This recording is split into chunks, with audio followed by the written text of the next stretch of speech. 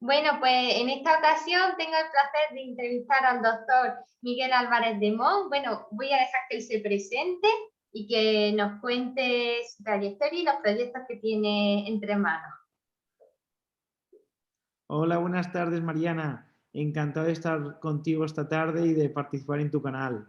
Bueno, pues yo me llamo Miguel Álvarez de Mon, yo soy médico, psiquiatra, yo estudié en la Universidad de Navarra, lo hice allí también la especialidad, psiquiatría, y después me vine a Madrid. Yo ahora trabajo en el Hospital Infanta Leonor, donde me dedico sobre todo a atender pacientes con trastornos del humor y con trastornos de la conducta alimentaria, pero bueno, eso es la preferencia, ¿no? Al final también ves de todo.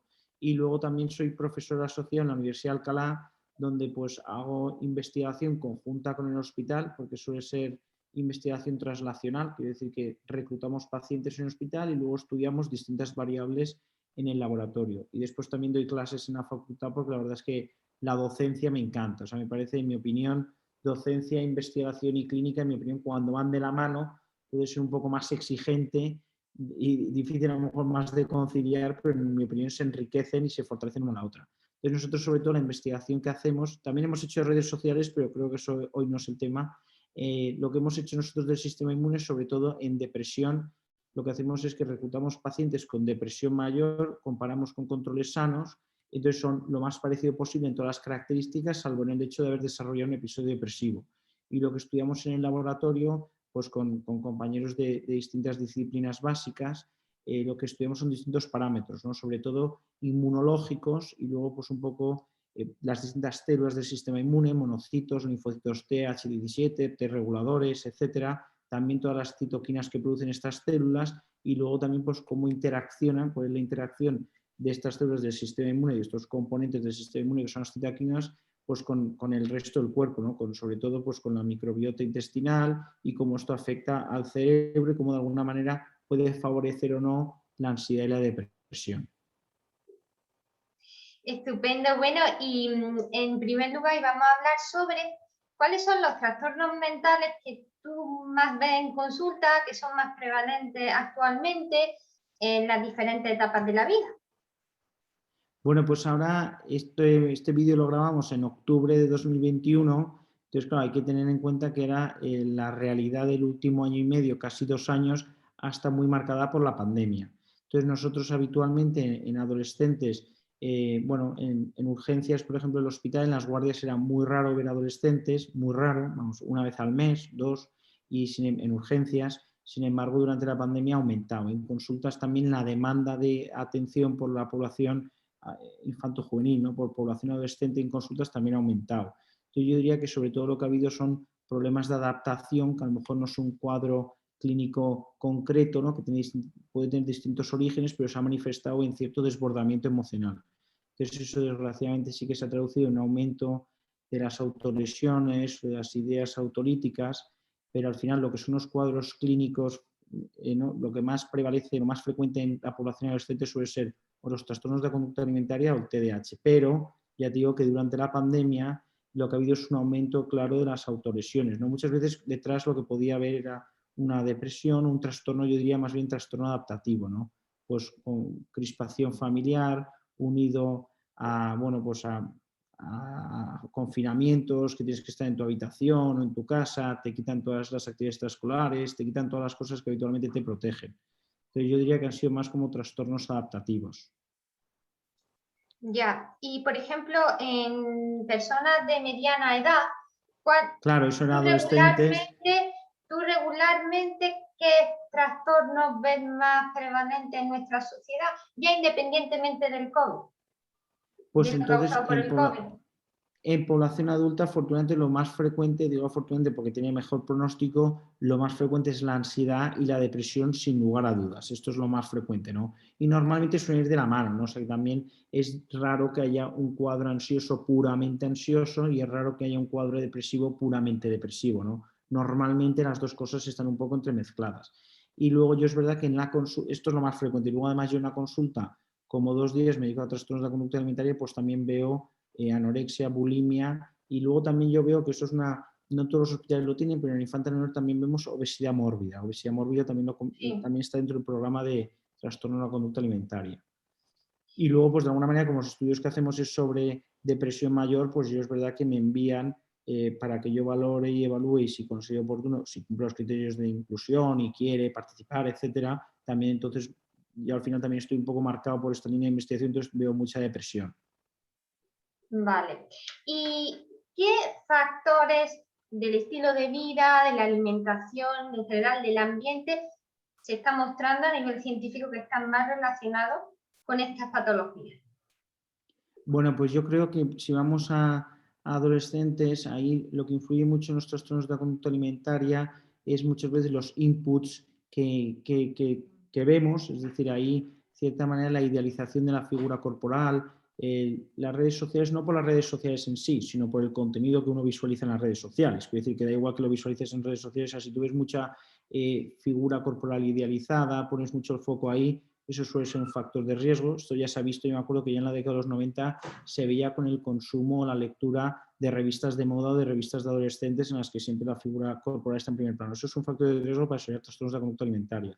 Pero trastornos de la conducta alimentaria van mucho más allá, ¿no? También suele haber factores psicológicos implicados, ¿no? El perfeccionismo, un exceso de perfeccionismo no suele ser bueno. Y luego pues, también si hay conflictos con tu grupo de iguales, es decir, con tus amigos o tus amigas de tu edad, o conflictos familiares, eso también favorece de alguna manera las enfermedades en la adolescencia.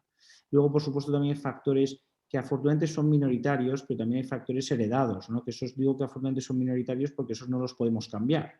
Entonces, yo diría que eso en la adolescencia es muy importante. También para los cuadros de depresión lo que influye, desgraciadamente, para mal es el acoso, cuando se sufre acoso, porque luego los adolescentes, y sobre todo los niños más pequeños, tienen mucha capacidad de adaptación. Quiere decir que si tienen una enfermedad se adaptan bien, o si tienen una discapacidad se suelen adaptar muy bien. O sea que yo creo que lo que peor llevan es cuando se quedan solos. De hecho, una cosa que sí que se ha visto, que yo creo que una de las cosas que también ha contribuido a que haya aumentado mucho la patología mental en la adolescencia durante la pandemia, es que la soledad no deseada es un factor de riesgo tremendo, pero eso también en la vida adulta. Pero ¿qué pasa? Que ahora los adolescentes se han quedado de alguna manera un poco aislados, sin interactuar, sin ir al colegio, por rachas, ¿no?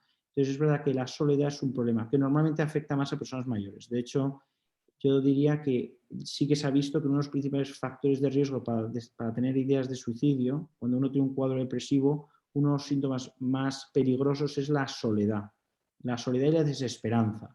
Entonces, en adolescencia hemos visto, yo te diría que en mayores y sobre todo en personas ancianas, la soledad es el principal problema, en mi opinión, el principal factor de riesgo en nuestra sociedad. La soledad no deseada.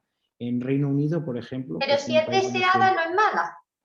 No, si es deseada no, porque el efecto deleterio, el efecto negativo, que es tanto a nivel físico como psicológico, es cuando es no deseada, ¿no? Porque luego también por carácter los hay que son más de socializar, los hay que por carácter a lo mejor son un poquito más retraídos, pero el problema es cuando es no deseada, ¿no? Por eso Vale. la soledad no deseada es subjetiva, es una sensación, ¿no? Entonces la soledad no deseada se ha convertido en un problema. En algunos países de Oriente como Japón ya lo era desde hace tiempo, pero en Occidente, desgraciadamente, por nuestro estilo de vida, quizá un poco cada vez más individualista, está creciendo. Y en Reino Unido, hace 2 o 3 años, crearon ya un ministerio para tratar el tema de la soledad. Y en España es verdad que nuestros cambios de vida creo que lo están favoreciendo. Luego también me parece que es importante, porque lo podemos prevenir y podemos promocionar una salud, podemos promocionar unos hábitos saludables, es el consumo de alcohol en patrón de atracón. Eso es muy peligroso, ¿no? Porque al final los adolescentes, bueno, es habitual tomar alcohol de vez en cuando, pero cuando se convierte en no rutinario, el problema es que de alguna manera se produce un defecto en la personalidad, como que se atrofia, ¿no? Porque a todos nos pasa que a lo mejor nos cuesta socializar en la adolescencia o nos da vergüenza un escenario u otro, pero ¿qué pasa? Que si tú te acostumbras a beber, te acostumbras a estar ebrio a la hora de afrontar esas situaciones. Entonces, lo que en condiciones normales, si tú no estuvieses bajo los efectos de alcohol, tú aprenderías estrategias de afrontamiento y aprenderías cómo me puedo abrir a una persona que no conozco, cómo me puedo desenvolver en una pista de baile, ¿Qué pasa? Que si tú nunca te expones a esas situaciones a pelo, siempre estás bajo los efectos de los tóxicos, de alguna manera te atrofias. O sea, atrofias ese rasgo de tu personalidad. Entonces eso al final te convierte en personas más inseguras porque no creen en sí mismos. O sea, tienen que estar bajo los efectos de una sustancia. Entonces, en mi opinión, el consumo de tóxicos durante la adolescencia, peligrosísimo también por los efectos que produce en la personalidad, en el sentido de que frena el desarrollo de determinadas áreas de nuestra personalidad en una edad vital. Claro, entonces toda a beber tan pronto, ello puede tener consecuencias luego en la edad adulta esa persona tenga un carácter que no es porque esa persona sea así, sino por esas sustancias que consumí en la adolescencia. Claro, pero no solo por la sustancia física, que es lo que intentaba describir, que no solo no es a lo mejor el hecho puramente de la sustancia, sino que uno se acostumbra a que una situación, por decirlo así, estresante, si tú te acostumbras a consumir sustancias para afrontarla, es que pierdes esa posibilidad de aprender a afrontar esas situaciones. Claro, Entonces, ¿qué claro. pasa? Tú imagínate una situación social de hoy, una fiesta de graduación o no sé qué, o me invitan. Si yo voy bajo los efectos del alcohol, pierdo la oportunidad de aprender a desenvolverme en una situación social novedosa. Claro, Entonces, ¿qué pasa? claro. Que si luego en la universidad llaman, oye, que hay que hacer un trabajo en grupo, oye, que hay que salir a hacer una exposición, pues de alguna manera, como esas oportunidades que la vida te ha dado, las has desperdiciado porque no has estado tú mismo, has estado tú bajo los efectos del alcohol. ¿Qué pasa? Que al final te empiezan a dar miedo esas situaciones, te empieza a dar miedo, oye, ¿cómo voy a exponer yo este trabajo si a lo mejor se ríen de mí? Pues el que ya se ha entrenado a meter la pata o se ha entrenado, aprende estrategias de afrontamiento. Oye, pues si veo que me voy a meter, pues yo qué sé, desde coger un boli en la mano o coger una Coca-Cola. O sea, que uno, si no está bajo los efectos del alcohol, pues aprende a ser su mismo, o sea, aprende a ser quien sea en Sí. distintas situaciones. Claro, claro, fundamental. Y también a la hora de afrontar problemas. Si tú desde muy pequeño, claro, si te viene el Totalmente. problema y consumes alcohol, pues luego en el futuro no has desarrollado esa capacidad de hacerle frente a la adversidad y te vas a poner muy nervioso. Es que esto que dices yo lo veo mucho, a mí me preocupa mucho lo de que se pueda legalizar el cannabis, yo no me meto en el tema legal, a mí lo que, no, ahí no opino, no tengo ni idea, pero lo que sí que me preocupa es que su legalización se pueda asociar a banalización, porque un problema que también me encuentro Claro, luego en gente ya veinteañera es que en una época de insomnio lo que hacen es tapar el insomnio con un porro por las noches. Entonces, ¿eso por qué es peligroso? Aparte de los efectos que la sustancia, el cannabis, tenga en tu cerebro, en mi opinión, a mí personalmente lo que más me preocupa es que te acostumbras a tapar un problema. En vez de afrontarlo, en vez de resolverlo, porque si tú empiezas a tener insomnio, una racha de insomnio con 17 años, habrá que ver qué pasa, porque se ve que ese pique de amigos o esa preocupación por una pareja sentimental o lo que sea, una preocupación por los estudios, se ve que te está desbordando, te está quitando el sueño. Entonces, ¿qué pasa? Que si tú eso lo tapas con porros por la noche, de alguna manera, una vez más, estás perdiendo esa oportunidad de afrontar tus preocupaciones y tus claro, problemas. claro.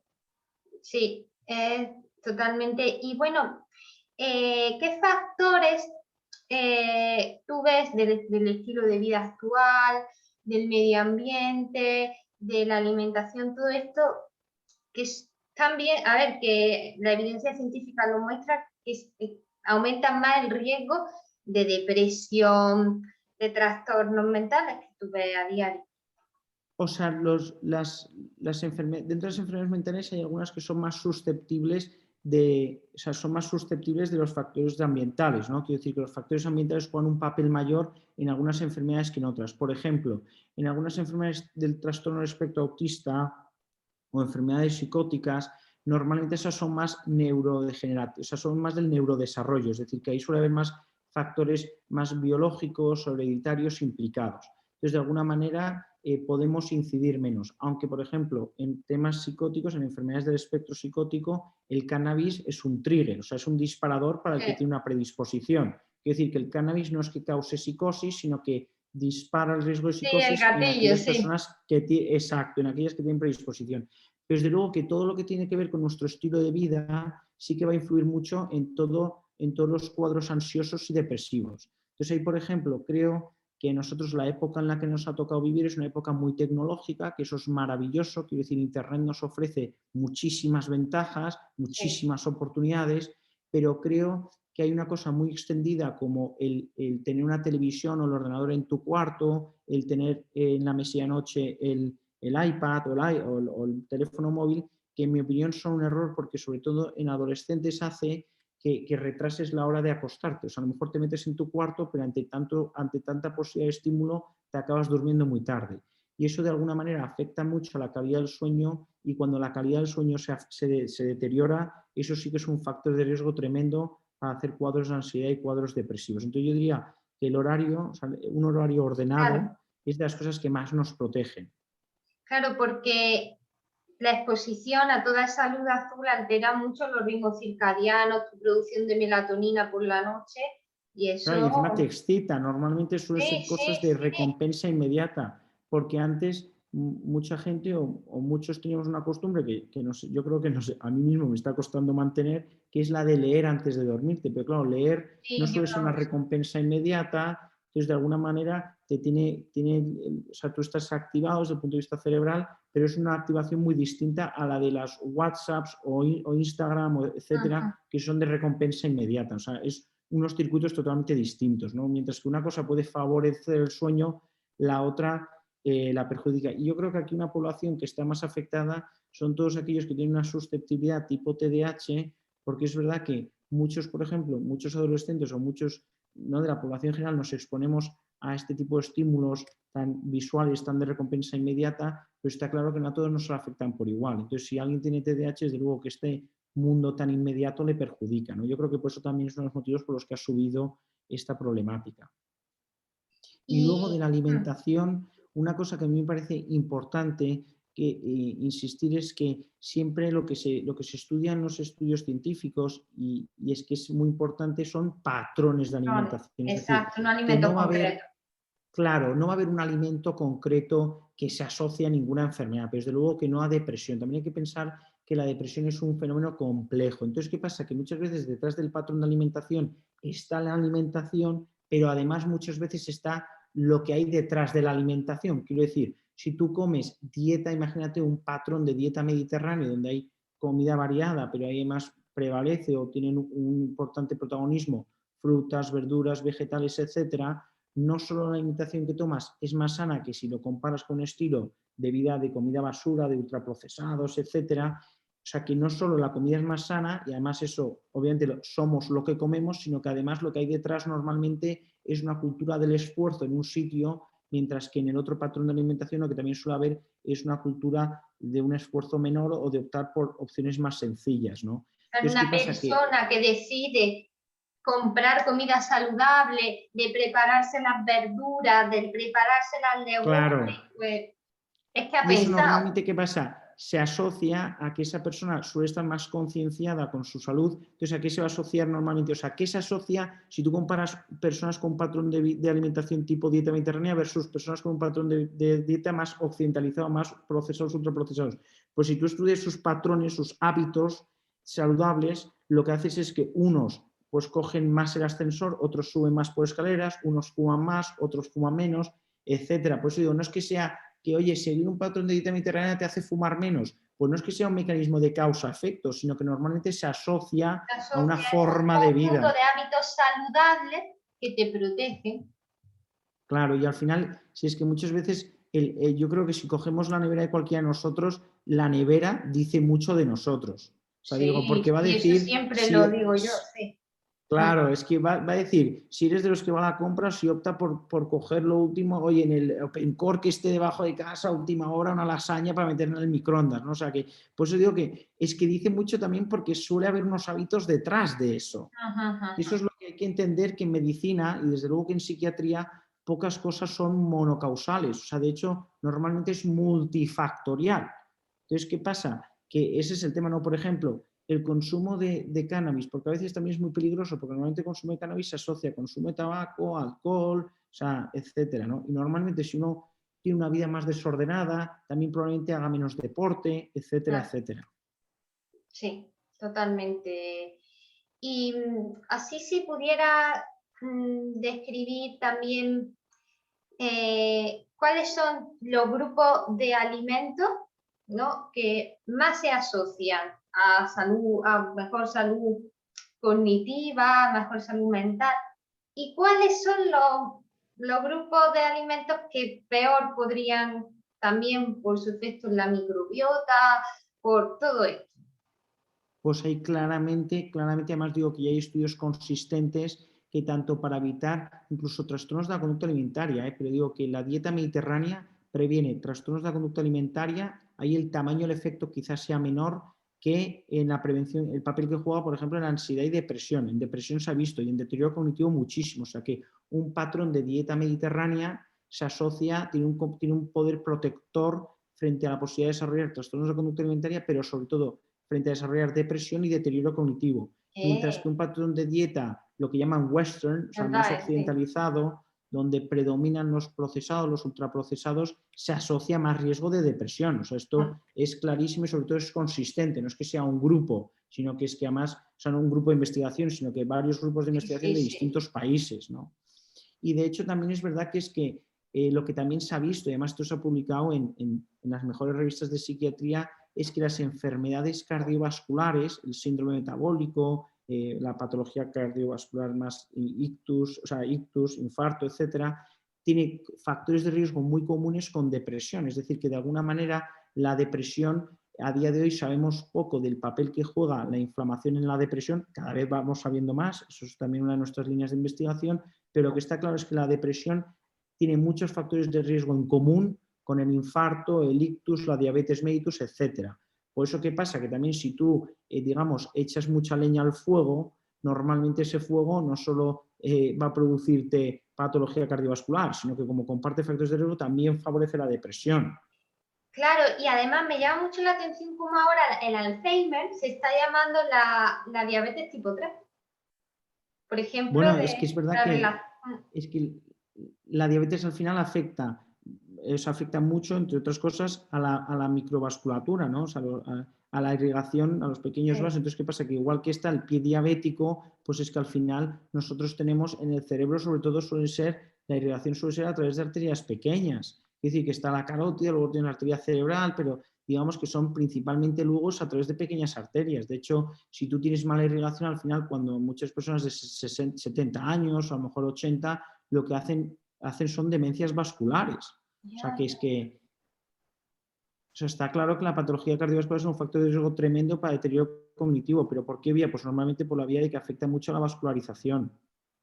Y bueno, también sería súper interesante que tocásemos el tema de los nutracéuticos o de aquellos compuestos naturales que prometen para tratar estos problemas o también como nutrientes que pueden ayudar, nutrientes específicos, no me refiero también a ácidos grasos omega 3, o sea, tanto nutrientes específicos, o bueno, mejor dicho, micronutrientes y nutracéuticos, es decir, compuestos naturales que prometen en este campo.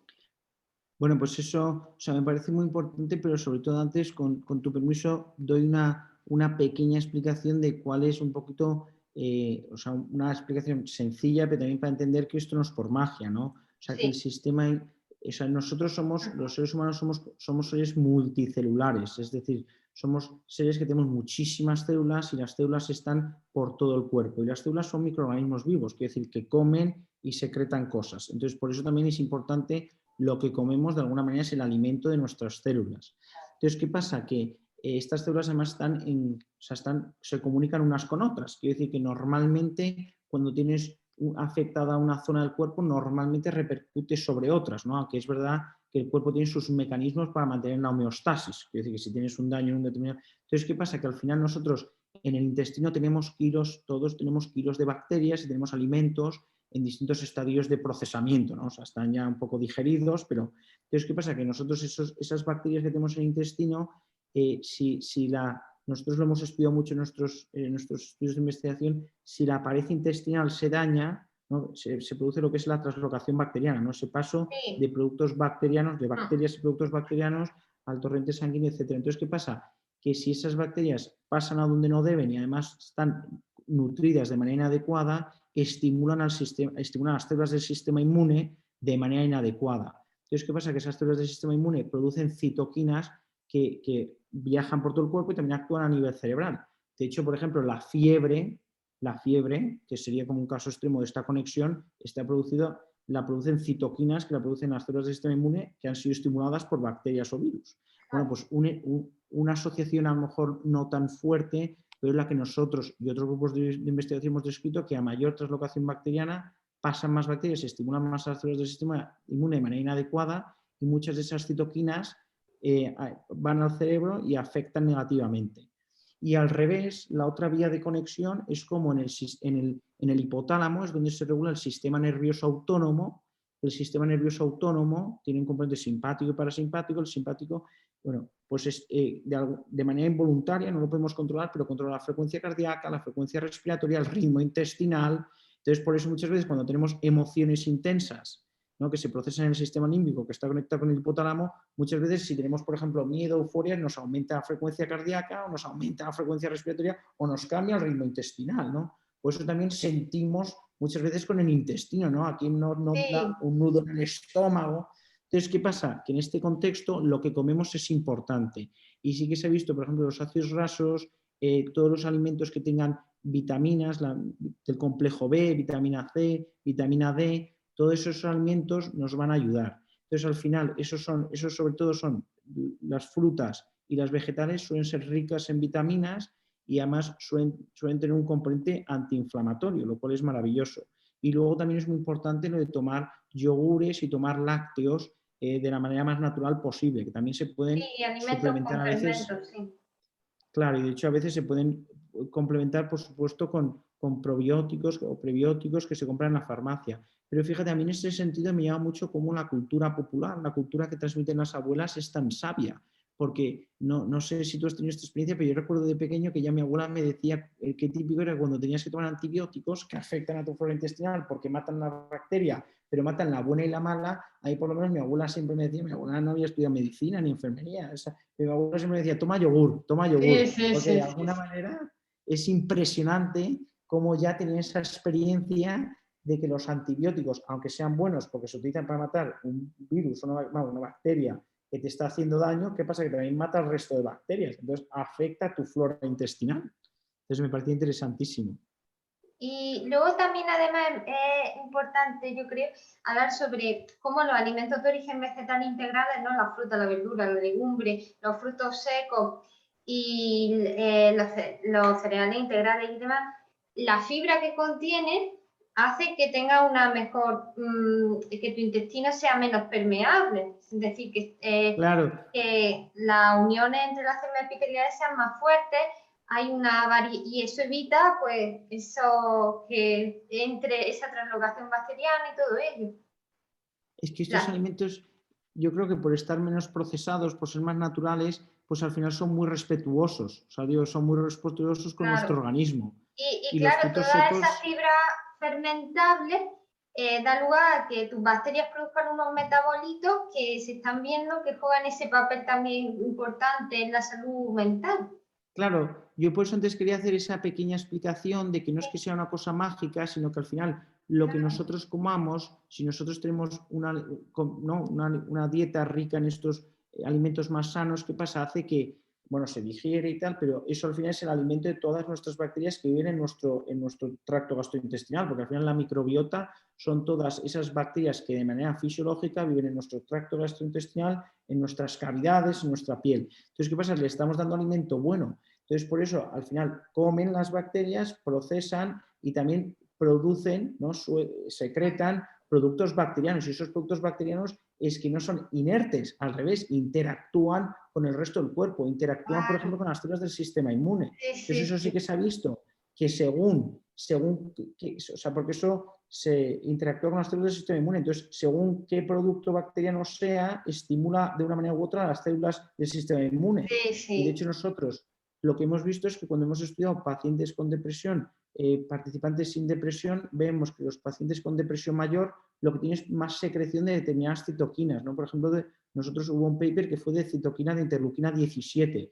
Entonces esa interleuquina, nosotros y otros grupos hemos visto que se asocia a un estado proinflamatorio que favorece la depresión. Por eso es importante que las bacterias, cuanto más homeostáticos esté todo, es decir, cuanto sus alimentos sean más acorde a nuestras necesidades buenas, pues claro, los productos que secretan serán más fisiológicos, favorecerán la homeostasis. Claro. O sea, digo, no alterarán al sistema inmune. Y además está genial el papel que juegan las bacterias intestinales en convertir los polifenoles y, es decir, todos los compuestos bioactivos presentes en la fruta, la verdura y demás. Las bacterias tienen capacidad de actuar sobre esos compuestos y transformarlos en otros que nosotros los podemos absorber mejor que el polifenol inicial y a su vez ese polifenol actúa, tiene un efecto prebiótico haciendo que la bacteria produzca metabolitos tipo el butirato y todo esto. O sea, es que la interacción que hay de las bacterias con los compuestos bioactivos de los alimentos saludables es de verdad. Claro, no, pero es que es interesantísimo porque al final tenemos que saber que nosotros en nuestro intestino de forma fisiológica tenemos kilos de bacterias. O sea, digo, quiero decir, igual que tenemos huesos, tenemos músculos, tenemos bacterias.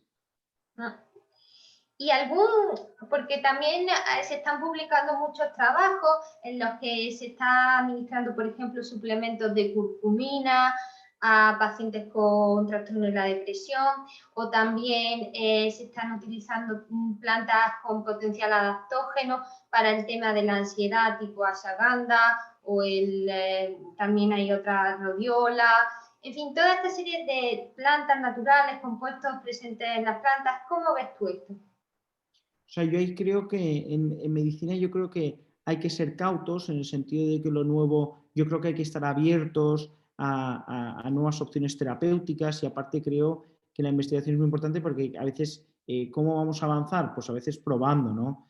Entonces, eso yo creo que es esperanzador, pero yo creo que a día de hoy el tamaño del efecto, es decir, el efecto antidepresivo de esas sustancias, al menos a día de hoy es modesto. Quiero decir que sí que se ven en algunos estudios, según qué componentes, pues sí que se ven ciertas mejorías, pero modestas. Entonces, me parece que sí que es muy bueno para prevenir, es decir, me parece que es una cosa así que como promocionar. estrategia para prevenir, ¿qué cóctel? Claro, ¿Qué claro, por eso verías tú digo, mejor? ¿Qué sustancia verías tú más indicada o qué alimento enfatizar también? pues yo ahí sí que de verdad que volvería a lo de que promocionaría una dieta saludable, pero un patrón. O sea, No, quiero decir, un claro. patrón No donde la sea hamburguesa variado. con quinoa.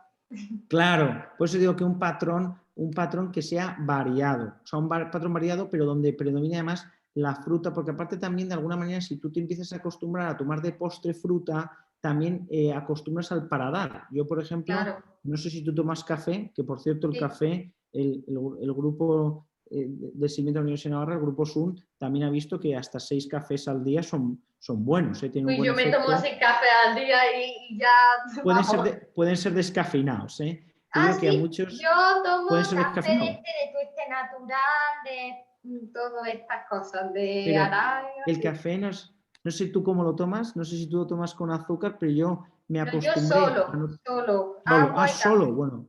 Toma yo, no, yo le pongo un poco de leche y digo que el café a mí me parece un ejemplo como muy, yo lo digo en la consulta porque es un ejemplo muy concreto de cómo si tú te quitas el azúcar, a lo mejor los primeros días te sabrá muy amargo, pero luego te acostumbras de tal manera Sí, que sí. si un día te dan un café con azúcar te sabe, no te Sí, gusta, o sea, te da.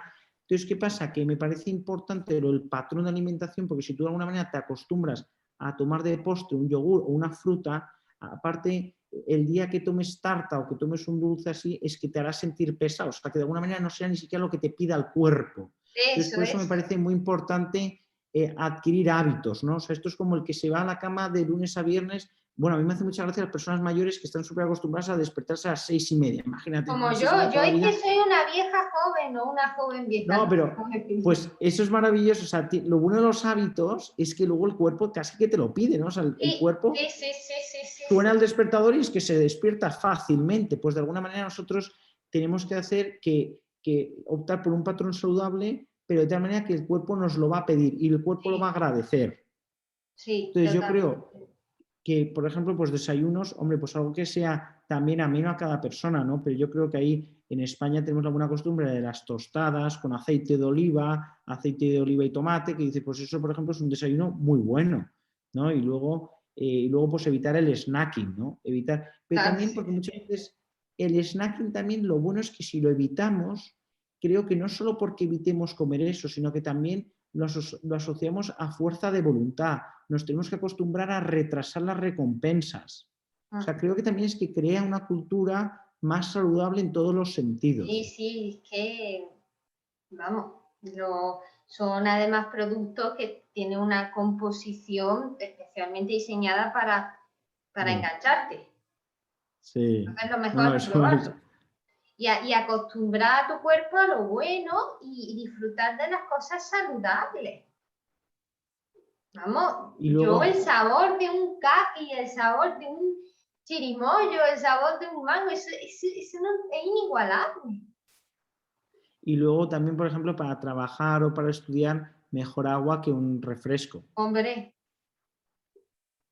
ya, Entonces eso, yo diría que, entonces a mí por eso lo del patrón me parece muy claro. importante, porque si no, a la gente a veces le podemos dar la idea de que, oye, tienes que comer determinado, imagínate, tienes que tomar kiwi, Es ¿no? una Entonces a lo mejor tontería. lo que hacen es, claro, porque al final si no añaden eso a su dieta, pero si no lo Añadir sustituyen. es, como dice el doctor Miguel Ángel Martínez, sustituir, no. Claro, sustituir y sobre todo cambiar el hábito, ¿no? O sea, cambiar, porque al final, a mí, por ejemplo, las dietas, no soy excesivamente amigo de hacer dieta, porque creo que las dietas, si tienen una fecha de inicio, también tienen una fecha de fin, ¿no? O sea, creo más en cambiar hábitos. Yo, de hecho, en la consulta, cuando viene alguien más con obesidad mórbida, por ejemplo, le digo, ¿cómo ha subido usted a la consulta? ¿No? Porque normalmente han subido un ascensor. Digo, si usted empieza a subir a todos los sitios siempre por escaleras, fíjese la de pasos que da a la semana sin darse cuenta. O sea, quiere decir que mucha gente dice, oye, voy a ir al gym a hacer steps. Me parece fantástico, pero a lo mejor dices, oye, vas 2 o 3 días a hacer steps al gimnasio, O pero te si tú vas te andando al acostumbras a... gimnasio, te vas andando al gimnasio. Claro, es que si tú te acostumbras a que vives en un cuarto, si tú dices, oye, la de veces que subo y bajo a mi casa, si subiese por escaleras en vez de ascensor, parece que no, pero eso tiene un efecto cada semana. Entonces yo Claro. creo que hay que hacer hábitos que podamos integrar en nuestro día a día, ¿no? Porque, por ejemplo, lo del gimnasio, ¿no? Que mucha gente te pregunta, oye, entonces me apunto al gimnasio y así voy a estar más saludable y tal. Digo, me parece fantástico, no tengo nada contra el gimnasio, pero yo no sé si ir 3 Estilo de veces vida por semana al activo. gimnasio va a ser sostenible. O sea, Claro. digo que no sé si eso va a ser sostenible en el tiempo, mientras que subir por escaleras sí que va a ser sostenible. O intentar ir a trabajar, según hombre, según donde esté, pero aparcar aunque sea 10 minutos o bajarte en la parada anterior de autobús, pues todo eso parece que no, pero todo lo que forme parte de tu día a día tiene, o sea, pequeñas metas pero alcanzables, tienen un efecto bastante grande a medio y largo plazo. Sí, además se están viendo, por ejemplo, ahora es lo que más se está publicando de el papel protector, lo que tiene todos los patrones, de todos los plant-based food patterns, ¿no? Todos los patrones alimentarios que se basan principalmente en frutas, verduras, legumbres, frutos secos, semillas, cereales integrales, y quites todo lo ultraprocesado y los alimentos azucarados, carnes procesadas y demás, se ve que eso, cumpliendo esas premisas, y tú ya le das la forma que quieres, lo personalizas, coges las verduras, las frutas de tu estación, de tu región, de lo que tú quieras y tal, eso se ve asociado a un menor riesgo de la mayoría de enfermedades crónicas más prevalentes Claro, actualmente. y eso, un poco lo que decía antes, de que me parece también como muy esperanzador, o dices, joder, también dices, esto yo creo que habría que promocionarlo, la gente tendría que saber, es que la enfermedad, la depresión en concreto, comparte muchos factores de riesgo con la enfermedad cardiovascular. Por eso todas estas cosas no solo te previenen el infarto, no solo previenen el ictus, es que, ¿no? O la hipertensión Claro, o la el colesterol, diabetes. pero es que además te previenen tienes menos riesgo, no te protege frente a un episodio depresivo. O sea, es que me Totalmente. parece que es importante. Es fundamental, y también el papel del ejercicio físico, porque durante el ejercicio físico es que se produce hasta el brain neurotrophic factor, todas estas sustancias que actúan a nivel cognitivo, es Claro, impresionante. todas las endorfinas endógenas, todas las endorfinas que podemos producir se producen durante el ejercicio físico aeróbico sobre todo, Sí. y yo creo que todos tenemos la experiencia de que el ejercicio físico nos hace, incluso después de hacer un rato de ejercicio, nos sentimos como más optimistas, estamos más relajados, y mucha gente a mí me dice en la consulta que hasta duerme mejor, ¿no? Que imagínate Sí, que está eso teniendo es que... fundamental, sí. Sí. Es que mucha gente pues dices, ¿cuál es la mejor manera a veces de poder disminuir un hipnótico? Pues es que la mejor manera es haciendo ejercicio físico. Normalmente el cuerpo está más relajado y en muchos casos hasta se puede disminuir o se puede retirar el hipnótico al menos esa noche, ¿no? O sea que eso influye mucho. ¿Y qué opinas sobre los compuestos naturales que se están empleando para reducir el insomnio o atajar el insomnio, tipo suplementos de melatonina, extractos de pasiflora, valeriana, que sí, todo esto? O sea, en mi opinión, eso tiene que ser siempre el primer paso. O sea, creo que tendría que estar más extendido porque, por ejemplo, la melatonina a lo mejor no tiene un efecto inmediato, ¿no? Un efecto tan inmediato como las benzodiazepinas, pero es mucho más respetuoso con la arquitectura del sueño y muchas veces puede ser sobre todo muy útil si lo vas a tener que usar a medio durante varios meses, ¿no? Entonces al final estos componentes, si a lo mejor se toma, hay quien no puede asociar a un vaso de leche caliente, que eso también hay a quien le favorece, o bueno, con agua, lo que sea, pero estos componentes lo bueno que tienen es que no tienen efectos secundarios, quiero decir que no son dañinos y a muchas personas les ayuda. Tú dices, oye, que si hubiese, ¿no? Tú imagínate que tomas melatonina o pasiflora y no es suficiente, bueno, pues podemos ver otras opciones, escalamos, pero desde luego me parece que no se debe de matar a cañonazos un pájaro, ¿no? O sea, creo que primero, o sea, me parece que se tiene que escalar. Entonces, me parece que estos componentes a veces no están suficientemente valorados por algunos sectores de la sociedad. Es verdad, Que porque de hecho yo noto que hay una serie de suplementos y de infusiones, incluso de pasiflora, la tilalpina y tal, que, oye, primero vamos a probar con eso porque hay personas que les funcionan muy bien.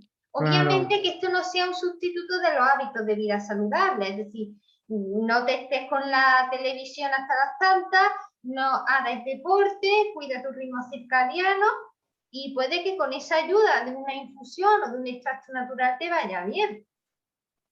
claro, no. De hecho, yo creo que eso sí que está creciendo porque, yo al principio de mi ejercicio profesional no recuerdo que nadie nos informase o que nos diese a conocer, pero yo ya últimamente sí que yo creo que se están dando a conocer ciertos ansiolíticos o ciertos hipnóticos que son más bien, o sea, que son pues, probióticos o que son estos componentes naturales que tú mencionabas, que a lo mejor no son tan fuertes como las benzodiazepinas, pero sí que a mucha gente le sirven y sobre todo lo que nos va a evitar que mucha gente se enganche a las benzodiazepinas. Entonces dices, ¿es un buen primer paso? Pues en mi opinión es un buen primer paso. Y una pregunta también que creo que, ¿cómo, qué otros hábitos de vida o qué podemos llevar a cabo para tener una mejor salud mental, aparte del deporte, un horario adecuado y una alimentación saludable? Porque también está viendo algunas investigaciones interesantes sobre, por ejemplo, el contacto con la naturaleza, también tu entorno social, no sé, otras cosas que podemos El, hacer para... el, el entorno social es clave, eso antes lo he pasado un poco de puntillas, pero sí que se ha visto que un capital social adecuado, es decir, tener al menos un par de personas en las que poder confiar, eso es asociado a mayor esperanza de vida y sobre todo a mayor calidad de vida. Entonces, el capital social últimamente se le está dando mucha importancia, ¿no? De hecho, hay una catedrática de psicología que se llama Carol Reeve en Sí. Estados Unidos que me parece muy bueno porque intenta estudiar el bienestar mental, ¿no? Porque al final me parece muy meritorio por su parte y por su grupo de investigación, porque claro, estudiar determinados parámetros como la glucosa, la tensión arterial o el colesterol, pues al final es un dato de laboratorio relativamente sencillo, pero el bienestar mental es difícil. Bueno, pues unas cosas que se asocian, unas variables más importantes para determinar el bienestar mental de una persona es la calidad de sus relaciones interpersonales. Entonces, en ese sentido, bueno, pues a veces la familia no la podemos elegir, quiere decir que a veces hay enfrentamientos o hay rupturas, que eso no está en nuestra mano, pero nosotros en la medida de lo posible tenemos que cuidar lo que a nosotros podamos hacer de nuestras relaciones familiares y sociales. No hay que tener amigos, no en el sentido de redes sociales, de somos amigos en redes sociales, sino de verdad de tener personas con las que podemos confiar, en la que nos confían también, compartimos momentos, ¿no? En ese sentido, los países mediterráneos suelen tener unas tasas de depresión menores que los países nórdicos, también tienen menos tasas de suicidio, puede ser por muchos componentes, la luz solar, esas temperaturas extremas, pero también lo que se ha visto es que la cultura mediterránea de quedar, de cuidar la familia, de que hay relaciones sociales, habitualmente hay una buena red social, pues es muy importante, ¿no? Porque al final las personas mayores, tú imagínate, las personas mayores, si nadie las estimula, pues de alguna manera se atrofian. De hecho,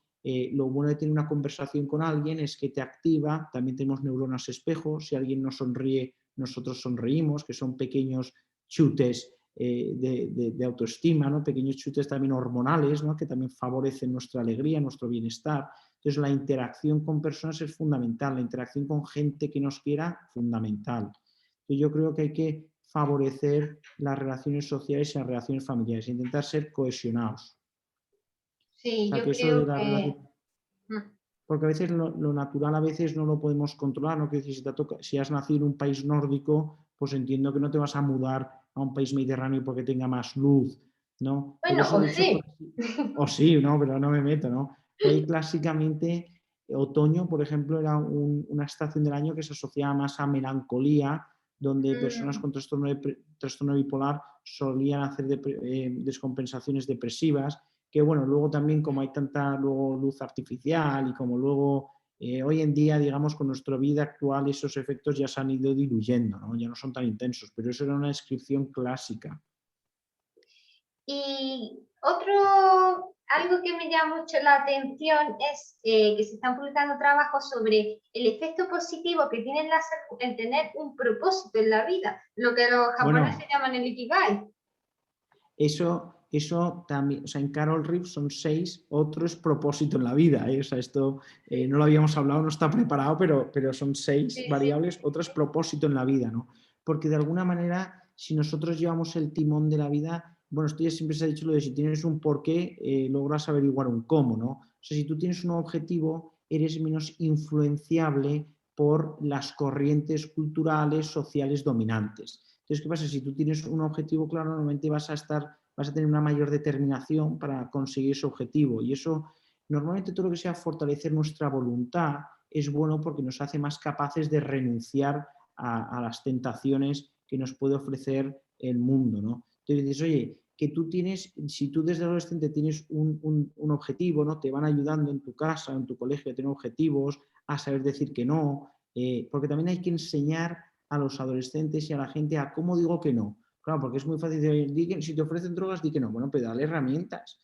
Entonces, si tú tienes un objetivo, normalmente vas a estar más dispuesto a aprender cómo salgo de esta situación, cómo elijo la opción sana sin quedar mal. O sea, bueno. Yo creo que es muy importante desarrollar el pensamiento crítico y no Por dejarte supuesto. llevar por lo que, sino tú realizar tu criterio en base a uno, es decir, si tú has leído que esto es mal, que comer porquería no te viene bien, que fumar, que beber, que tal, pues tener criterio y tener valentía, decir, no, y lo hago por esto y por lo otro. Y si tú no Claro, pero vas a ser eso mi amigo por eso, pues rompemos la no merece la relación. pena.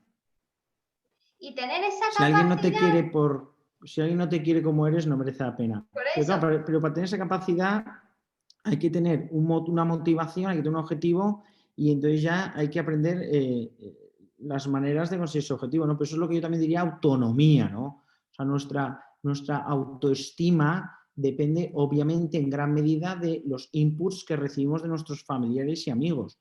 Pero una cosa que yo sí que digo mucho en consulta, porque eso importa, es muy importante, es que nuestra autoestima, por supuesto, influye mucho en la consideración que los demás tengan de nosotros, pero no debe estar fundamentada o basada en eso. O sea, eso va a influir, pero sobre todo autoestima tiene que depender de lo que tú pienses de ti mismo, ¿no? Porque si no, al final estás estás muy vulnerable a que si alguien te insulta, o sea, te va a afectar mucho más. O sea, sí, que sí, claro. o sea, la Tener autoestima la tiene que estar idea basada clara y esa en, seguridad en uno mismo. claro, pero claro, todo esto de seguridad, autoestima, es que a menor autoestima, menor seguridad en ti mismo, etcétera, más vulnerable eres a las influencias externas, más difícil lo tienes para decir que no. O sea, lo más probable es que te dejes llevar por la corriente y a veces la corriente es dañina. Sí, y otro aspecto importante creo destacar es qué impacto psicológico o cómo nos perjudica toda esta, digamos, tanta información que se nos transmite a través de las noticias, tanto, no, tanto a lo mejor estás tan sobreinformados con las noticias, ¿cómo eso nos afecta? Porque realmente muchas veces en esos medios de comunicación pues se destaca siempre lo malo y cómo ver esa serie de cosas al día a día. Porque una observación que yo he hecho es que las personas mayores, que normalmente pasan muchísimas horas con la televisión, con la radio, en fin, que ya su vida la enfocan mucho ahí, suelen estar súper deprimidos y asustados. Mira, ¿Cómo? eso que dices tú, o sea, a mí también, yo tenía esa intuición, de hecho yo, por ejemplo, al comenzar la pandemia, yo solía escuchar la radio cuando iba al hospital y dejé de escuchar los Sí, informativos sí, pues porque me ponía de mal humor y al final yo notaba que estaba crispado. Entonces yo ya tenía esa intuición de que digo diciendo, se ve que, porque creo que se ha acentuado durante la pandemia, pero está claro, si tú siempre tienes inputs negativos, yo lo notaba en mí mismo que me sentaba mal. De hecho, yo recomiendo consulta. Y me llamó mucha atención que hace unos meses, es verdad que en el contexto de la pandemia, hubo un estudio muy bueno, en mi opinión, que se hizo en Rusia, que se vio cómo estudiaron a 22.000 participantes, creo que fueron, y se vio como aquellos que veían más horas de televisión, que estaban más expuestos a informativos, o sea, horas de televisión me refiero de informativos, no te digo de series, sino los que estaban más expuestos, los que consumían creo que eran más de 2 horas diarias de noticias, tenían mucha más ansiedad, mucha más preocupación, angustia relacionada con el COVID que aquellos que veían menos de media hora. Quiero decir que no te estoy diciendo de vivir aislado, pues yo qué sé, 20 minutos, media hora de noticias al día, ya sea radio, internet o televisión. Pero se vio que esos que veían muchos, comparaban los que más horas veían con los que menos, y los que más desarrollaban mucha más ansiedad, tenían claro, muchísima más preocupación por el virus. Y eso no se traducía, o sea, no se traducía en que cumplían mejor las medidas. Quiero decir que normalmente cuando estás excesivamente preocupado, cuando recibes tantos impulsos negativos, no es que se asocia a que te adaptas mejor, simplemente que te abruma. Entonces, yo creo que tenemos que ser conscientes que los medios de comunicación en ocasiones, no digo que siempre, pero en ocasiones tienen muy también en su cabeza el objetivo, ¿no? Entonces, que es que recibir visitas, que lean o que vean ese noticiario, lo que sea. Entonces, es verdad que cuando te dan una noticia negativa, como nos sentimos amenazados, también es verdad que nos gusta el morbo, pues de alguna manera pinchamos mucho más las noticias negativas porque queremos conocer esa amenaza o queremos conocer eso morboso que las noticias buenas, ¿no? Es raro que digan, oye, pues esta familia se fue de puente y llegó bien a su destino, ¿no? Normalmente se eso dice pasa el a accidente del diario. coche, ¿no? Claro, o dices, oye, que hubo esta agresión sexual en no sé qué fiesta. Dices, pues es una desgracia. Y también de alguna manera entiendo que los medios de comunicación nos tienen que concienciar, tienen que ser motores de cambio. Pero ¿qué pasa? Que si uno ve todos los días noticias y solo prevalecen las desgracias, Y al final dicen, tiene no una visión salgo muy de mi negativa del casa, mundo. no salgo. Claro, y tiene una visión muy negativa del mundo, ¿no? Y al final puede incluso coger miedos injustificados, ¿no? Porque no deja de ser desproporcionado la información negativa que recibimos versus la positiva. Exactamente, yo creo algo muy importante para ser feliz y que creo que nos puede ayudar es como pues vivir sin miedo, vivir, obviamente tener cabeza y ser sensato y prudente, pero vivir sin desarrollar una mente catastrofista. Claro, yo ahí sí que una cosa que digo, porque eso influye mucho en la patología mental de distintos tipos, yo sí que es una cosa que digo mucho en una consulta, es que lo que sí que está en nuestra mano es controlar los inputs que recibimos. Es decir, que hay muchas señales que, oye, nos encontramos de manera accidental o que forman parte de la vida y que tú recibes. Pero hay otros muchos inputs como la lectura, qué películas decides ver, qué series, etcétera, etcétera. Digo, hay muchos inputs, qué conversaciones decides tener. O sea, que hay muchísimos inputs que podemos elegir. De hecho, Yo, hay muchas series de televisión que yo desde luego creo que en adolescentes es mejor no ver y si ven que sea acompañado un adulto, ¿no? Yo me acuerdo que cuando salió en su día la serie 13 razones, ¿no? 13 Reasons Why, que era la de que la protagonista, no sé si la viste, pero bueno, era una no, serie yo que que no trataba el veo series. suicidio.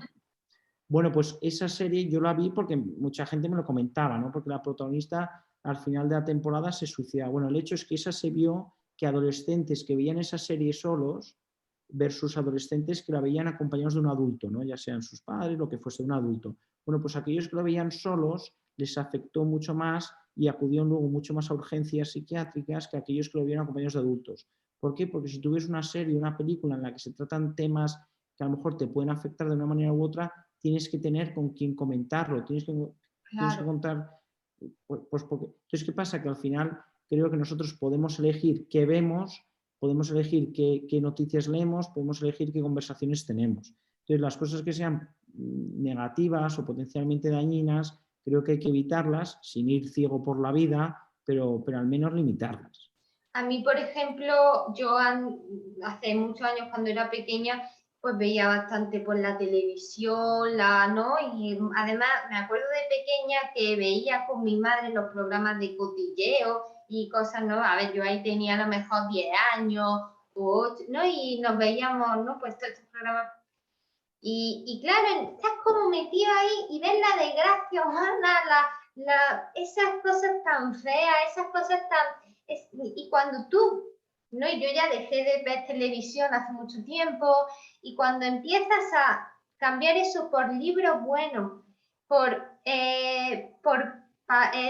blogs buenos, por páginas web de instituciones públicas buenas de información, cuando la lectura, pero lectura a mí me gusta, por ejemplo, de científica, es decir, de libros que te aportan para aprender. Cuando tú cambias eso, es que eres otra persona. Claro, es que si igual que somos lo que comemos, también somos lo que leemos, somos lo que vemos, etcétera, etcétera, ¿no? Entonces, ¿qué pasa? Que compara lo estimulante que es una biografía de una persona que ha conseguido, bueno, algo interesante, ¿no? Que habrá llevado una vida más plena, compara eso, los inputs que recibes y lo que por lo tanto a ti te genera, ¿no? Las ilusiones que te motiva, ¿no? Pues todo lo que te genera a ti a nivel interior, compáralo con ver estas series de adolescentes que poquísimo tienen que ver con la realidad, en las cuales siempre suelen llevar una vida como de millonario, Sí, de adultos, que en sí, realidad son vidas vacías, ¿no? Entonces, ¿qué sí, pasa? Que también nosotros soñamos, ¿no? Nos reflejamos, acabamos deseando también lo que nuestros referentes son. Entonces, tú sí que puedes elegir qué referentes tienes en la vida. eso es fundamental. Yo cuando cambié mis referentes de vida y esto fue un cambio, cuando yo era pequeña veía la serie esta de Patito Feo, estaba enganchadísima con eso y yo me hacía hasta los bailes. ¿Cómo te puede llegar a influir eso y te crees? Sobre todo yo veo muy peligroso la serie, las pelis que muchas veces te pintan una realidad que no es real y hace que tú pienses que la vida es, y no muchas veces se trabaja ahí los valores como el esfuerzo, la constancia, la superación de uno mismo, no de ser como otro, sino de que tú mismo sacas lo mejor de ti. Y entonces creo que que las jóvenes sobre todo vean tantas pelis y tantas series, pues están teniendo una idea distorsionada de lo que es la vida y de lo que es el éxito en la vida. Y luego una cosa que la sociedad, una cosa en la que en mi opinión, y esto sí que lo digo mucho en la consulta, en la que en mi opinión la sociedad es muy tirana, es que, por ejemplo, con el tema de los tóxicos, normalmente en las series, ¿no? Los protagonistas pues consumen bueno, Sí, alcohol, sí. drogas y no tiene ninguna repercusión, les va fenomenal, es guay y tal. Sin embargo, luego la sociedad somos los primeros que excluimos a aquellas personas que tienen problemas con alcohol o con drogas, les echan de los trabajos, la gente luego tienden a estar marginados en la sociedad. De hecho, ¿qué les pasa? O sea, por eso me parece un poco tirano, porque si tú expones imagínate, a 10 adolescentes al cannabis, pues a lo mejor solo se engancha uno crónicamente y a otros dos les hace daño, pero no tanto, ¿no? Y a 7 no les hace nada. Pero ¿qué pasa? Que a ese uno al que le fastidie la vida es al que luego va a acabar como un marginado, como un junkie, ¿no? Etcétera, etcétera, ¿no? Entonces, al final, qué tirana, qué injusta es la sociedad, que estamos poniendo en muchos medios o en muchas series unos modelos que los expones, les incitas a consumir determinadas sustancias o llevar determinado estilo de vida, y luego al que va por el camino de la perdición no le rescatamos, ¿no? O pasa muy parecido con la conducta alimentaria o con la imagen corporal, ¿no? Y esto afecta más, yo creo, que a las mujeres que a los hombres. De alguna manera idealizamos en muchas revistas, ¿no? Sí. En la televisión, etcétera, una determinada figura corporal, generamos cierta preocupación o cierta obsesión con la figura corporal, una figura corporal perfecta, ¿no? Unos cánones de belleza como muy exigentes, que además están al alcance de muy poca gente, ¿no? Porque Es que uno el tiene caso que es que pensar luego, que hay que alcanzar lo saludable. Lo saludable está en un claro, rango de peso saludable y ahí pues tú tendrás tu cuerpo ya, pero la clave es peso saludable, ya conforme a tus características, pero claro, pero si estilo luego de vida la sano, mujer punto. que le afecta demasiado esa imagen corporal o que, digamos, desarrolla un trastorno de conducta alimentaria, una anorexia nerviosa y tal, normalmente en ocasiones desgraciadamente es dejada de lado. O sea, es como curioso porque de alguna manera hay un caldo de cultivo que favorece determinados trastornos, pero luego quien lo desarrolla, digamos, pues no se le ayuda o se le descarta, ¿no? Por eso digo que somos una sociedad en ese sentido un poco tirana, ¿no? Porque favorecemos jugar con fuego, pero luego quien se quema, pues de alguna manera se queda por el camino. Claro, es importante, yo creo, siempre hablar sobre los hábitos saludables y la diversidad, ¿no? Que uno pues siga un estilo de vida saludable y ya estará en la mejor versión de ti mismo. No te tienes que saca tu mejor versión, no te fijes en los demás, en el sentido sí, fíjate para aprender de ellos, para enriquecerte, pero no. Exacto, no las comparaciones, porque normalmente además en las comparaciones se tiende a idealizar lo de los demás y menospreciar lo de uno mismo. O sea que las comparaciones hay que tener cuidado. Y luego también me gustaría que hablásemos sobre el tema de los probióticos, ya no en modo de alimentos fermentados, sino a nivel de tomar determinadas cepas de probióticos. ¿Cómo ves tú esto Pues en la salud mental? Pues en mi opinión los probióticos en salud mental pues ya se ha demostrado ciertos efectos beneficiosos, por ejemplo en el deterioro cognitivo. Conozco un formulado en M-Promine que sí que ha demostrado ciertos efectos beneficiosos para prevenir el deterioro cognitivo, pero en mi opinión, aunque no exijan receta, porque uno puede ir a la farmacia o a otros dispositivos y comprarlo, en mi opinión sí que sería bueno consultar cada uno con su médico de referencia, ¿no? O sea, si los vas a comprar, si los vas a tomar, imagínate, para promocionar tu salud mental o para tratar un malestar mental que estés teniendo, en mi opinión sería bueno que en la consulta con tu médico de cabecera o si vas a un psiquiatra, se lo comentes. Sí. ¿Por qué? Porque al final no dejan de ser sustancias que aunque no sean fármacos, que aunque no tengan esa potencialidad, no dejan de ser componentes, sustancias que estamos tomando con fines médicos. Entonces también me parece importante consultar con fuentes fiables, ¿no? Y si es posible en la consulta. ¿Y cómo ves? Porque también se están sacando al mercado muchos postbióticos y simbióticos, es decir, que va mezclado algún tipo de fibra fermentable con el probiótico. ¿Esto está teniendo o cómo Yo lo...? tengo que reconocer que yo hasta ahora lo que sí que he visto son los probióticos, también Sedis-3, por ejemplo, o sea, como con cierto componente ansiolítico, también para dormir, que comentábamos antes, pero los postbióticos tengo que reconocer que no tengo experiencia. Pues es algo como muy novedoso porque es más que la bacteria en sí, sino el producto de la bacteria, ya directamente, el metabolito, Va, que se vale, no, asocia a no, yo esos estoy... beneficios. Es muy novedoso y también lo del tema de los simbióticos, es decir, que cogen las cepas que parecen más prometedoras o que los ensayos clínicos muestran ser más prometedoras y a lo mejor lo mezclan, pues, por ejemplo, beta-glucano de avena o lo mezclan con algún tipo de fibra fermentable, ¿no? Porque así es como que tiene, en fin, yo creo que se está sacando muchos productos, lo que pasa es que esto siempre tiene que estar primero, que es a ver si te interacciona con algún fármaco que la persona tome o algo, por eso hay que consultarlo. Y aparte, que antes de tomar un producto, ver la evidencia científica que hay detrás, porque aunque tenga una formulación apasionante, tú luego tienes que ver que se haya hecho un ensayo clínico, que eso, a ver. Y hay que ver, en mi opinión es muy importante fijarse en el tamaño del efecto y en la duración del efecto, ¿no? O sea, el Sí, tamaño, ¿no? ¿Qué efecto tiene? Digo que si es muy modesto o es más grande y cuánto dura. Y por otro lado, además, en este contexto, como el caso más significativo o más grande es el trasplante de heces, ¿no? Que el trasplante de sí, heces sí, sí que sí.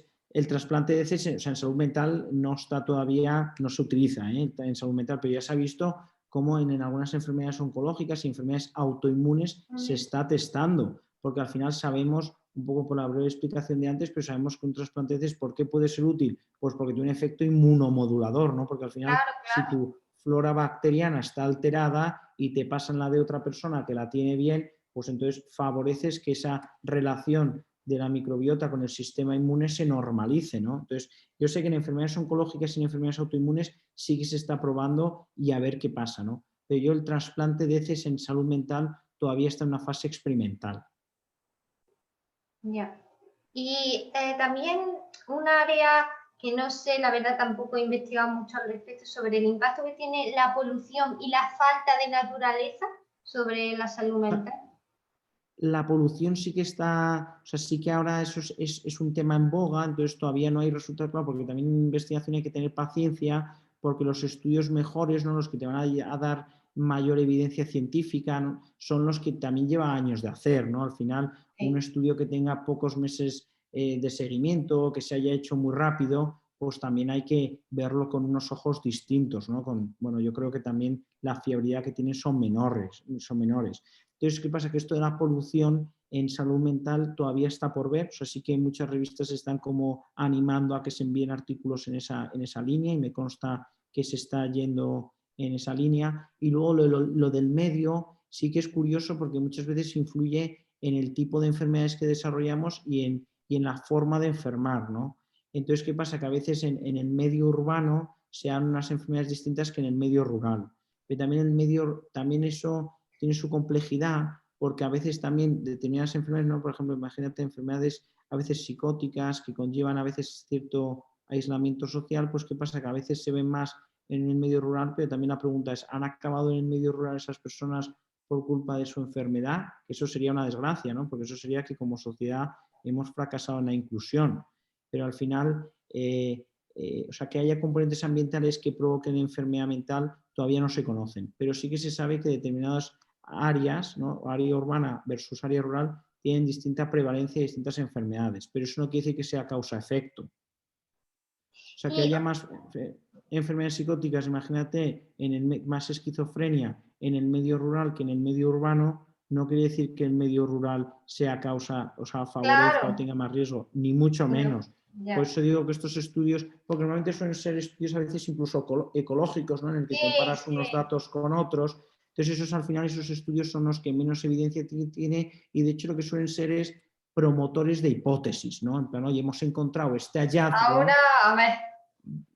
Claro, y al final para considerar que algo es causa, para considerar que hay un mecanismo causal, lo mejor es irse a los criterios de Bradford Hill y dices, oye, hay un criterio temporal, o sea, quiero decir que hay como una serie de parámetros que te dicen si esa asociación puede ser causal o no. Estupendo. Y otro aspecto importante creo que, vamos, es el impacto que tiene el aprender, la formación, la lectura sobre nuestra salud mental, la importancia de la educación, cómo de formarse. Hombre, eso desgraciadamente lo que sí que se ha visto, y además ahí hay, yo estoy en la Universidad de Alcalá y ahí hay el Grupo de Salud Pública de la Universidad de Alcalá ha publicado trabajos súper interesantes sobre cómo el distrito en el que vives, ¿no? Tu barrio, va a decir mucho de tu salud futura, ¿no? De tu salud física y de tu salud mental futura, ¿no? Entonces eso, ¿qué pasa? Que al final, desgraciadamente, la enfermedad muchas veces hace de ascensor social negativo, ¿no? O sea que si tú desarrollas una enfermedad física o mental grave, normalmente eso va a hacer bueno, va a limitar tu capacidad de desarrollo. Entonces, ¿qué pasa? Que determinadas zonas, determinados núcleos urbanos, donde hay desarrollo socioeconómico menor, pues sí que se asocian a más patología mental. Pero dices, ¿cuál es la causa y cuál es el efecto? Pues es difícil, ¿no? Entonces, lo que sí que se ha visto es lo de determinados acontecimientos vitales estresantes, ¿no? El trauma infantil, desgraciadamente, tiene mucha repercusión luego, ¿no? Entonces, ¿qué pasa? Que normalmente si tú vives en un contexto difícil o has sufrido un trauma en tu infancia, ¿Cuáles pues son normalmente los traumas que más se ven que afectan? pues desgraciadamente agresiones de tipo físico, sexual, eso suele tener unas consecuencias devastadoras. Porque al final eso en una edad temprana pues es que ataca como a tu ser, a tu núcleo más íntimo, ¿no? Entonces al final pues tanto la experiencia traumática, la desconfianza que genera, el apego inseguro que provoca, entonces ¿qué pasa? Que eso a veces se da en zonas más deprimidas, no desde un punto de vista económico, sino más deprimidas desde un punto de vista social, ¿no? Donde pues, al final si un menor ha sufrido una agresión, no solo hay alguien en su entorno muy cercano que le ha agredido, sino que además ha habido ausencia de protección. Y luego, por otro lado, lo que sí que está claro es que todo lo que sea acabar la escolarización se asocia a mejor salud mental. ¿Por qué? Porque al final normalmente los adolescentes que salen del colegio, o sea, que no acaban la escolarización obligatoria, les cuesta más luego insertarse también a nivel laboral, a nivel social. Entonces, ¿qué pasa? Que al final el tener mucho tiempo libre, aparte de que no te desarrollas, no desarrollas un proyecto profesional, vital, es decir, un poco propósito en la vida, poco. Interacciones normalmente con gente conflictiva, con gente aislada, o sea que también malo. ¿Qué pasa? Que por otro lado también la ausencia de responsabilidades, la ausencia de motivaciones Sí. suele ser un caldo de cultivo para consumo de tóxicos.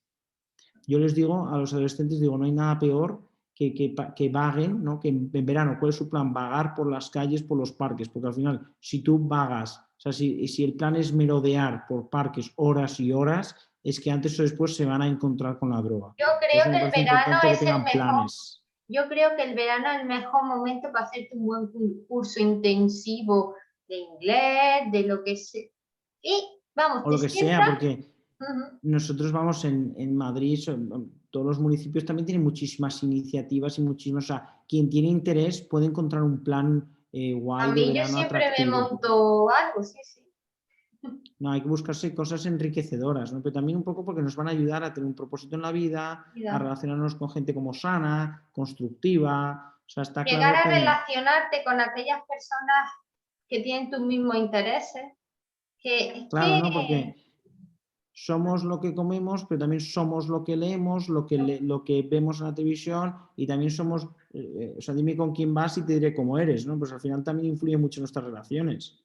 y además, algo importante que veo es que muchas personas cuando terminan su carrera, cuando ya cogen un trabajo, no estudian, o sea, se quedan, no leen, no tal, y eso yo creo que tiene un impacto también bastante negativo. Yo creo que hay que darle importancia a la formación continua, a que uno pues esté siempre Mira, aprendiendo.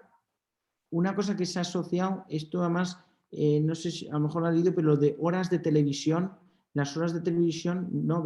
Si comparas a los que ven muchas horas de televisión versus los que no ven televisión, se asocia a más mortalidad, pero también a más deterioro cognitivo, pero uno de los mecanismos causales, ¿cuáles? No es porque la televisión en sí sea mala, sino que normalmente se va a asociar a un ocio más pasivo. Quiero decir, que todo lo que te exija ser proactivo, dices, tanto el deporte como diciendo ir a ver un museo, Sí, ir sí, a hacer sí. una visita cultural a una zona geográfica o lo que sea, hacer una excursión en la montaña.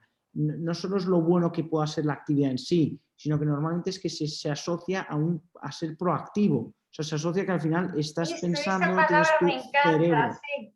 No, es que eso, el ocio pasivo es muy peligroso porque nos hace más perezosos, nos hace más inactivos. O sea, que igual que es importante ser físico, o sea, activo desde el punto de vista físico, también es muy importante ser activo desde el punto de vista mental. Entonces, todo lo que sea leer, todo lo que sea planificar una excursión, todo lo que sea organizar una actividad cultural, pues es que de alguna manera te exige ser muy activo a nivel mental, ¿no?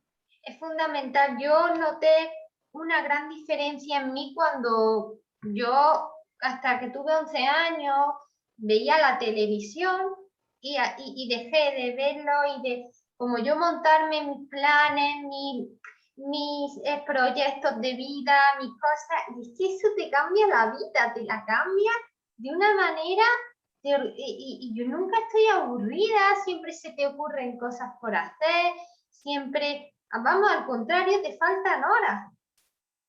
Bueno, pero es que eso, fíjate, la ilusión, si es que al final también nuestros pensamientos generan estados de ánimo. O sea, está mucho más conectado de lo que puede parecer todo, ¿no? Entonces, ¿qué pasa? Que si tú estás pensando en cosas ilusionantes, en cosas, ¿no?, que te transmiten ilusión, energía positiva, pues eso también genera estados de ánimo más favorables, ¿no?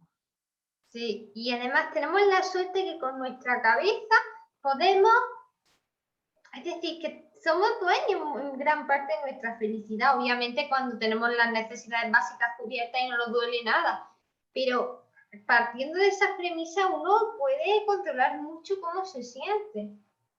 Yo creo que tenemos mucho más, o sea, tenemos mucho más a nuestro alcance el llevar un poco las riendas de nuestra vida de lo que mucha gente se piensa, ¿no? O sea, todas nuestras elecciones, de hecho, bueno, yo muchas veces lo cuento en clase y a los pacientes solo cuento que en temas de tóxicos muchas veces hay lo que yo llamo decisiones aparentemente irrelevantes, ¿no? O sea, que tú a veces dices, oye, ¿qué más da si me voy a dar un paseo por el campo o me voy al bar de la esquina? ¿Qué más da si esto o lo otro? Pues es que muchas veces el bar de la esquina, ¿no? Si tus hobbies, ¿no? Si tus aficiones es decirme, oye, después de comer me voy al bar de la esquina. ¿Qué pasa? Que normalmente el bar de la esquina, si los que lo frecuentan excesivamente solos o dices, ¿a qué se va a asociar? Pues muchas veces se va a asociar a que a lo mejor acabes tomando más alcohol o a que consumas, ¿no? Que metas moneditas en el tragaperra, ¿no? O sea, que también al final hay muchas decisiones que nosotros pensamos que son irrelevantes, pero son importantes Ahí porque se queda. asocian. O sea, normalmente la vida suele ser patrones de comportamiento, ¿no? Entonces, igual que si tú te vas con un grupo de gente a hacer una excursión cultural, una excursión a la montaña, o te metes por ejemplo, personas mayores, yo les recomiendo mucho la Universidad de Mayores. ¿Por qué? Porque como Ah, que eso personas existe. mayores, la Universidad de Mayores, sí, yo eso se lo recomiendo mucho a los que Ahí se me voy a ir yo prejubilan o cuando sea que, mayor. bueno, pues claro, tú imagínate que unas personas 60, en la década de los 60, si va a una universidad de mayores, conoce a otra gente con intereses, se mantiene activa y tal, Pues sí, compárame sí. eso con pasarte las tardes en el bar, que las tardes en el bar se suele asociar a tragaperras, a consumo de copas, etcétera, etcétera, ¿no? Tú dices, Hay que tener la mente entretenida, como dicen. claro, pero además ilusionarte, ser proactivo. Por Emocionarte. eso digo que al final hay decisiones aparentemente irrelevantes, ¿no? Decisiones que tomamos en nuestra vida que pueden ser aparentemente irrelevantes, pero que son muy importantes por las consecuencias que tienen. Pero las consecuencias que tienen no es magia, es que se asocia, muchas decisiones se asocian a muchas cosas que de alguna manera favorecen la salud o favorecen la enfermedad, ¿no? Y por último, me gustaría comentar qué papel tiene, cómo ves cómo afecta el estrés, este estrés en el que se viven muchas personas actualmente, ese estrés, esa tristeza, esa preocupación, cómo esto nos afecta, cómo afecta a nuestra salud, más allá de el hecho de tener estrés, sino a nivel sistema inmune, a nivel todo, como lo... O sea, eso se me ha olvidado decírtelo, creo que al principio, ¿no? Pero digo, esto se lo tengo que decir al principio, pero se me ha olvidado. Pero gracias por preguntármelo porque me viene como anillo al dedo, ¿no? A mí uno de los motivos por los que yo elegí psiquiatría es porque me llamaba la atención lo conectado que estaba lo físico con lo mental. Me llamaba muchísimo la atención. Y de hecho hubo un artículo en New England que ya tiene bastantes años, pero ya sabes que en New England es la revista más importante de medicina Sí. del mundo. Entonces, hubo un New England muy interesante en el que se vio como mujeres con cáncer de mama a igual estadio tenían peor pronóstico aquellas que desarrollaban un episodio depresivo. Al mismo estadio, ¿eh? O sea, digo, tú ajustabas por estadio y Y dices, pues, aquellas que se qué ponían más interesante es. tristes, mm, Pero dices, qué bonito es, vamos, o qué interesante es que esto, por ejemplo, también se ha visto en VIH, o también se ha visto como personas con enfermedades inmunológicas crónicas tienen más facilidad o son más propensos a desarrollar episodios depresivos que el resto de la población. Entonces, eso puede tener muchas causas, pues que la otra cara de la moneda, que es lo impresionante, es que esta relación es bidireccional, porque las personas con depresión, sobre todo depresión recurrente o distimia, es que tienen más facilidad para hacer infecciones, ¿no? O sea, que dices, oye, un catarro normal que todos atravesamos, pues que dure más, o sea, que sea como más intenso, ¿no? Y eso también se ha visto en la soledad no deseada, por eso la soledad no deseada también es grave, porque de alguna manera lo físico y lo psíquico está comunicado. Entonces, si tú estás mal a nivel psíquico, es que repercute negativamente en lo físico, ¿no? Debilita el sistema inmune. Eso hace que nuestra respuesta sea peor ante la enfermedad, ya sea infecciosa, más inmunológica, etcétera, ¿no? O sea, a mí eso me llamó mucha atención, ¿no? Como personas que tienen depresión tienen peor pronóstico en enfermedades físicas tipo oncológicas o en enfermedades infecciosas tipo VIH, ¿no? Me pareció, a mí esa fue de las cosas que más me captó mi atención y mi interés. y sí, porque claro, partimos del hecho de que, que el estar deprimido te afecte negativamente al sistema inmune. Pero, No, pero puede ser y al revés, sí, porque, eso, claro, porque el interferón alfa, un ejemplo clásico es que el interferón alfa, ahora yo no sé si lo estudiaréis en la carrera, pero interferón alfa durante muchísimos años fue el tratamiento del melanoma o del virus de hepatitis C o de igual otros. la Bueno, inmunoterapia, sí. pues con el interferón alfa se utilizaba porque era la mejor opción que había en ese momento, pero hasta un 30% de los pacientes que recibían tratamiento con interferón alfa desarrollaron un episodio depresivo. O sea, interferón alfa, que eso no ocurría con otros tratamientos. Quiero decir, que está claro que aquí era un tratamiento, porque esto también a veces pasa con tratamientos hormonales. Quiero decir, pero aquí se vio que para tratar el melanoma o el virus de hepatitis C, no era el hecho de tenerlo, porque si reciben otro tratamiento, no. O sea, era que si hasta un 30% de los pacientes que recibían interferón alfa como tratamiento para su enfermedad, desarrollaron un episodio depresivo. O sea, que ahí, a día de hoy, sinceramente, no tenemos información suficiente o conocimientos suficientes para saber qué es antes, si el huevo o la gallina. O sea, parece una relación, sinceramente, bidireccional. Todo lo que sabemos hasta ahora apunta a una relación bidireccional donde en ocasiones esta será la causa y en otras ocasiones esta será la causa, ¿no? O sea, pero que está conectado, es bidireccional. Pero a mí me parece apasionante. Y además yo veo que, creo, vamos, que los estilos de vida que se siguen actualmente con tanto estrés, falta de sueño, todo esto, crea un ambiente genial para el desarrollo de patologías crónicas. Yo creo que tiene también bastante. Y luego, solo te quiero comentar, porque eso es bastante reciente, está ahora en boga y además es que es otro ejemplo como interesantísimo. También se ha visto como en esquizofrenia, pacientes con esquizofrenia, en general también las infecciones tienden a complicarse más. Bueno, pues eso, una psiquiatra de la Universidad de NYU, de Nueva York, ahora en el contexto de la pandemia, siempre se está hablando de población vulnerable, pues aquella que tenía diabetes, etcétera, ¿no? O una enfermedad oncológica, etcétera. Bueno, pues al menos en el estado de Nueva York, no sé si en todos los Estados Unidos, pero pasaron a considerar a las personas con esquizofrenia población de riesgo y por lo tanto les priorizaron la vacunación porque publicaron en JAMA Psychiatry, una revista buenísima, publicaron cómo en el contexto del COVID, como las personas que tenían esquizofrenia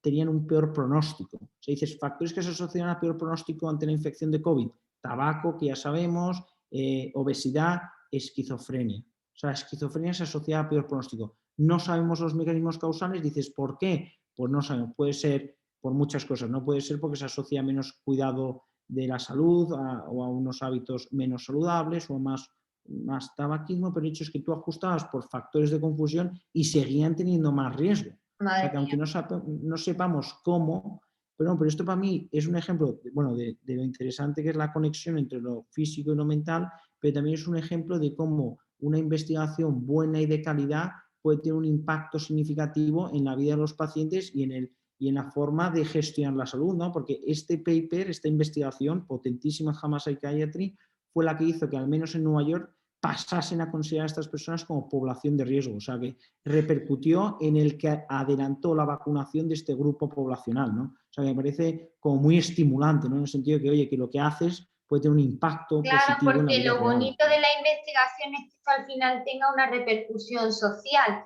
que pueda ayudar a las personas. Claro. Porque para qué quieres tener un montón de papers y luego que eso no se aplique. No, Que desgraciadamente lo que pasa supuesto. muchas veces, porque como está muchas veces organizado el sistema sanitario actual, muchas de las cosas que se investigan no se les dice a los pacientes. Si el profesional, hay muchos profesionales que a lo mejor por falta de tiempo o por lo que sea, no se actualizan y ahí quedan muchos trabajos científicos muy prometedores que no se aplican.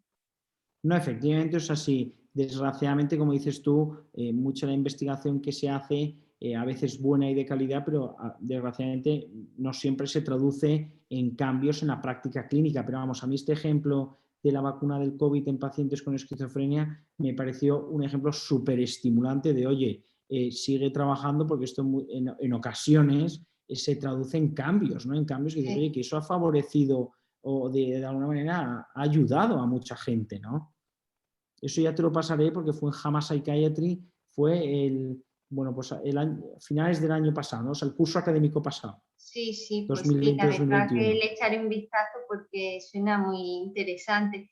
Y bueno, que yo creo que ya hemos hablado de un montón de cosas en la entrevista y que me ha encantado y me imagino que a mis suscriptores también, porque vaya tela, cuánta información, cuánto contenido interesante nos ha aportado de verdad. Súper bien. Bueno, pues muchísimas gracias a ti por la invitación y por darme la oportunidad de participar en tu canal.